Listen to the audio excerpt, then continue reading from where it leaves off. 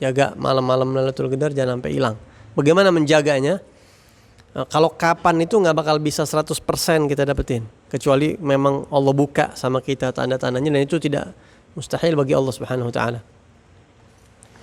Ya, kalau kapannya nggak bisa 100%, tapi kita bisa merasakan begitu kuat. Ya, begitu kuat. Makin bersih hati semakin kuat kelihatan tanda malam Lailatul Qadar. Tapi kewajiban kita bukan nyari tahu kapannya, bukan. Itu sebenarnya nggak terlalu penting buat kita, tapi yang paling penting jaga supaya malam Lailatul Qadar datang kita lagi ibadah gitu. Sekurang-kurangnya Isya subuh berjamaah, sekurang-kurangnya sebagaimana kita tahu ya, Isya sama subuh berjamaah, tarawih, dan ibadah-ibadah yang kita bisa.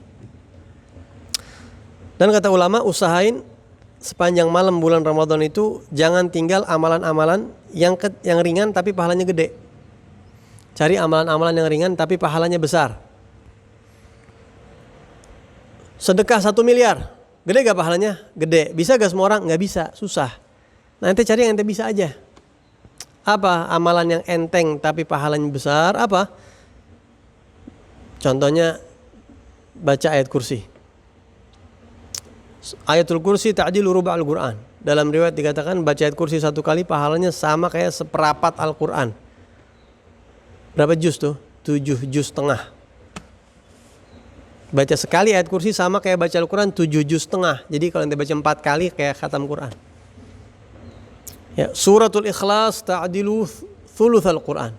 Baca qul huwallahu ahad 1 kali sama kayak baca sepertiga Al-Quran, 10 juz.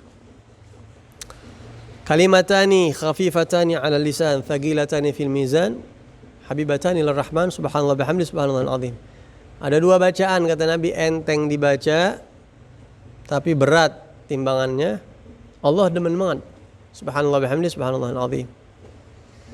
2 ayat terakhir surat Al-Baqarah, yang kalau baca itu kata Rasulullah fi lailatin kafatah. Baca satu kali di satu malam surat 2 ayat terakhir surat Al-Baqarah, maka pahalanya sama kayak ibadah semalaman, kata Imam Nawawi. Beb, gimana Beb? Saya nggak hafal Beb, itu apanya yang dibaca tadi? Ente nggak usah baca hatu-hatu, baca aja ratib haddad tiap malam. Itu ada semua di situ.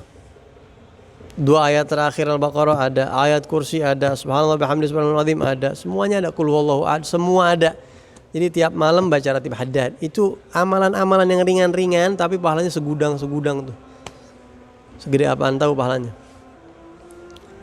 Salat subuh berjamaah, Isya berjamaah jaga, kayak begitu. Ya, dan lain-lain sebagainya. Juga pesan Nabi Muhammad yang gak kalah pentingnya, kalau datang malam Lailatul Qadar, Siti Aisyah bertanya kepada Rasulullah, "Idza alimtu Lailatul Qadar." Kalau saya tahu di satu malam datangnya Lailatul Qadar, madza aqul?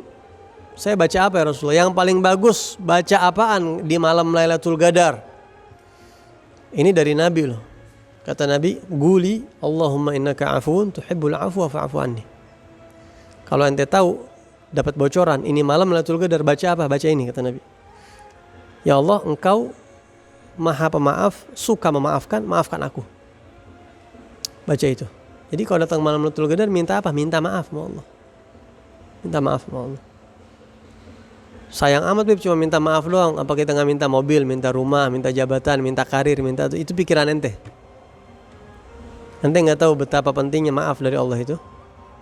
Kalau Allah maafin ente juga udah, doa ente mustajab, rezeki ente lancar. Udah deh, ente nggak usah, ente duduk manis aja kalau dimaafin sama Allah. Yang hajat gabul ataupun hajat nggak gabul, kalau Allah murka nggak enak. Jadi orang kaya tapi Allah enak sama kita, enak? Nggak enak.